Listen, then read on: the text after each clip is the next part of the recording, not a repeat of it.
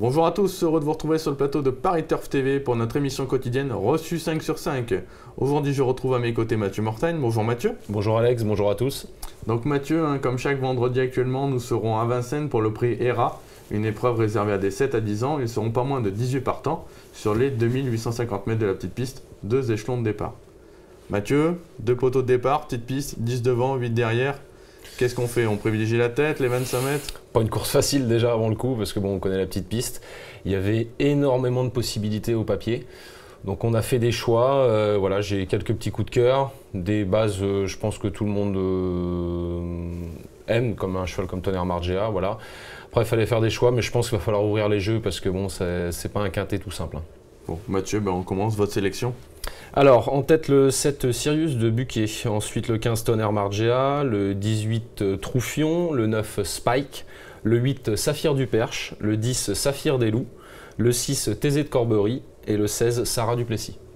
Mathieu, est-ce que vous avez été chauvin en faisant confiance au sud-est, au 7 Sirius de Buquet? Peut-être un petit peu, sûrement le cœur qui a un petit peu parlé, mais bon, ça c'est un cheval Sirius de Buquet, voilà, entraînement Stéphane Galpa, un fils de l'Océan d'Urfist, voilà, qu'il a reçu chez lui, qu'il n'a pas payé très cher parce qu'il est arrivé, le cheval était cassé, comme on dit. Voilà, il a fait de la rivière beaucoup, dans l'Argence, voilà, et c'est un cheval qui a un sérieux moteur. Là, il est un peu souffreteux, c'est un peu son problème, donc voilà.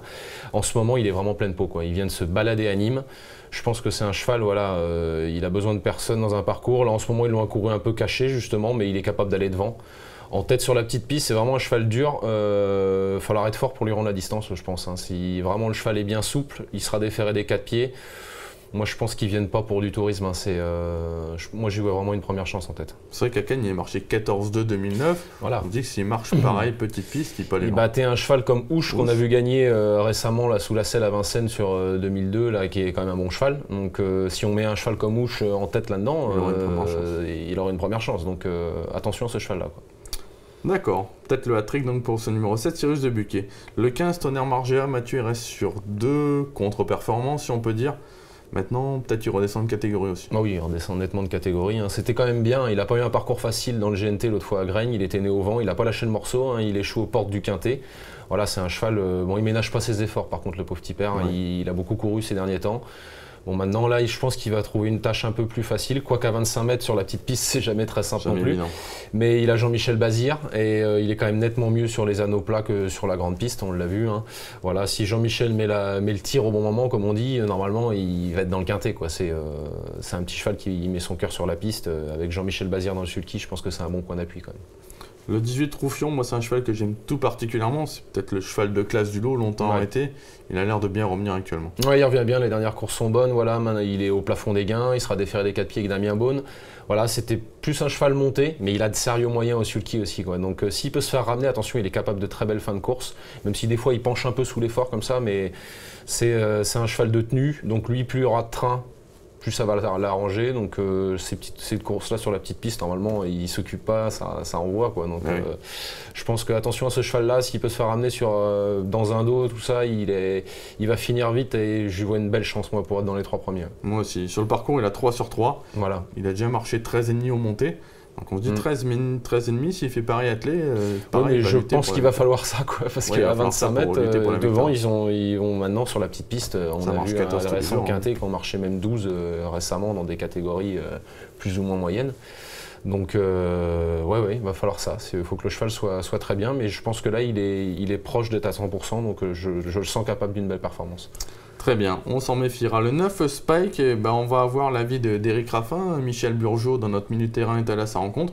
Et on va voir un Éric Raffin assez confiant quand même.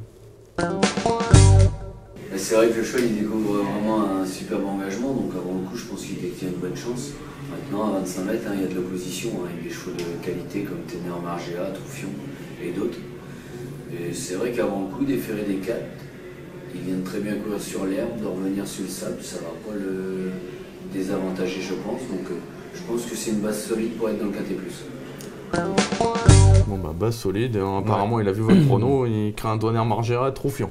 Donc il est assez d'accord avec vous. Je pense qu'on est assez d'accord avec Raffin.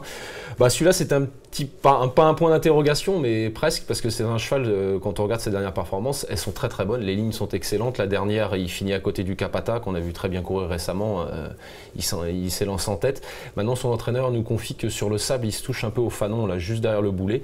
Donc il est un peu moins performant sur le sable. Maintenant, on est obligé sur les dernières lignes et sur ses dernières performances sur l'herbe de lui voir une chance en étant déféré des 4 pieds en tête avec Eric Raffin. Voilà, c'est très bien en tête. Mais il y a toujours ce petit hic là de dire le cheval est sûrement plus à l'aise dans ses baskets sur les pistes un peu plus souples, quoi. Après, ça peut des fois voilà. leur redonner du moral, voilà. mais du là, coup, ils par reviennent contre, sur le voilà. sable. Et ouais, ça, on l'a ça vu marche récemment avec Ténor de Légende à Graigne, on s'était pas trompé. Le cheval, il avait fait toute la saison sur l'herbe et il a fait une super course dans le GNT. Voilà, donc c'est vrai que les chevaux, ça leur donne du moral. Donc c'est aussi un argument pour, quoi. Enfin, le 8 Saphir du Perche, Mathieu, c'est un cheval qui a l'air de bien revenir actuellement. Oui, là, lui, on sent qu'il est sur la pente ascendante. Voilà, la dernière course dans le Nord est très bonne. Il marchait 14,7, 14,5. Voilà, il sera déféré des 4 pieds avec Franck Ouvry. C'est plutôt un attentif, je pense qu'il va subir un peu. Mais ses derniers coups de rein en province le montrent quand même en très belle forme. On a Franck Ouvry qui se loupe rarement, qui mène des très belles courses. C'est un cheval qui va lui convenir en plein. Donc voilà, moi je lui ai en tête, c'est pareil, c'est bien engagé aussi en tête. Un bon outsider. Il y a un pilote, c'est pieds nus, c'est un bon outsider.